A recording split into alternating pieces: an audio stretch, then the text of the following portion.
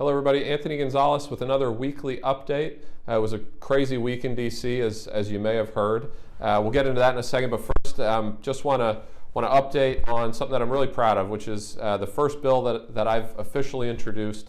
It's the Fallen Warrior Battlefield Cross Memorial Act. Before my predecessor, Jim Renacci, who did a fantastic job, before he left this office, he introduced this in the House last cycle. It almost passed, but ultimately Congress just ran out of time, candidly. It's an important bill. It's one that pays homage and tribute to many of our veterans, and I think it's very important. And so I'm pleased and thrilled to introduce it and to have full sponsorship from the Ohio delegation. We love our veterans in Ohio, thrilled with this bill. So in addition to that, shifting to some of the chaos here in DC, there was a lot going on. So early in the week, we voted on a resolution to terminate the executive order. The president made the executive order, and there was a vote to terminate that. I voted against terminating the executive order for a handful of reasons. One, I do believe that there is an emergency at our southern border.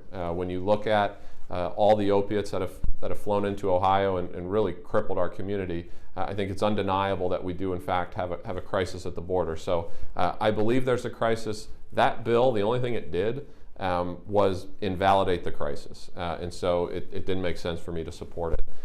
Having said that, I do believe that reform is needed in how we declare emergencies going forward, because it's my belief that when we're talking about spending money, if you read the Constitution, it's pretty clear.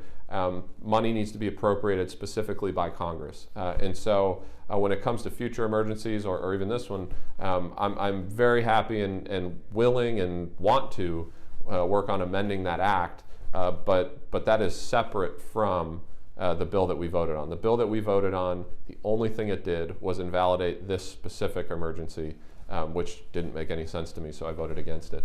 And then in addition to that, the other big news, as you probably saw, were these Michael Cohen hearings. Candidly, I wanted to come to this city to be a productive partner in solving some of our biggest problems that we have as a country. I watched snippets of that hearing. Thank God I had other things to do. I was in 2 hearings of my own, or 3 hearings of my own that day, and was a productive partner in those. But I think anybody who saw those hearings, I think it just roundly we should all agree that the circus playing out in this town on that specific issue is just really crazy. And it's hard for me to sit here and say, wow, America got better as a result of that hearing.